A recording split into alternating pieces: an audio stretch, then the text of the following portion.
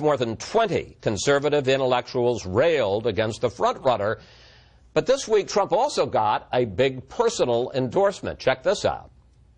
You ready for a commander-in-chief who will let our warriors do their job and go kick ISIS ass?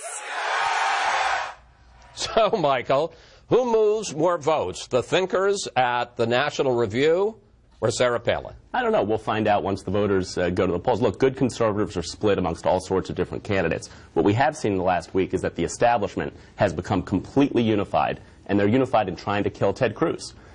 Trent Lott, the Senate Majority Leader during all the wasteful spending of the Bush years, who helped shepherd No Child Left Behind through the Congress, has now become a lobbyist. He lobbies for Russian corporations. He came out and said he's going to do everything he can to stop Ted Cruz. After the 2010 election, which so many people were frustrated with Washington, D.C. and the kind of failed promises of 2010 and 2014, Trent Lott said, well, we're going to have a whole bunch of Jim DeMints coming to town, and we need to co-opt them. The Republican establishment... It's not just Trent Lott. You've also had Bob Dole, who did an interview with the New York Times, which took off after Cruz. He did, and he got in the 1980 election to stop Ronald Reagan back then. And so I think what you see is that the Republican establishment absolutely hates the fact that Ted Cruz has come to Washington. I love the fact that you're leaving out Donald Trump. They don't like him either. Sure, and I think a lot of Donald Trump's appeal has been that he's been an anti-establishment candidate. So I was going to ask you, for the average voter, particularly for the grassroots Tea Party voter who you represent, is being anti-establishment a plus or a minus? Oh, I think right now it's very clear that the two candidates who are duking it out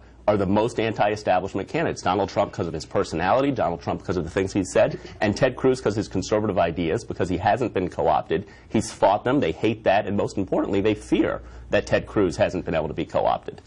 Before I bring in one, I want to ask you about one other question. I want you to take a look at a comment, an odd comment that Donald Trump made on the stump yesterday. Here it is. The polls. They say, I have the most loyal people. Did you ever see that? Where I could stand in the middle of Fifth Avenue and shoot somebody and I wouldn't lose any voters, okay? It's like incredible. So, Michael, you know, there are times in this campaign you just shake your head. Is that funny or alarming?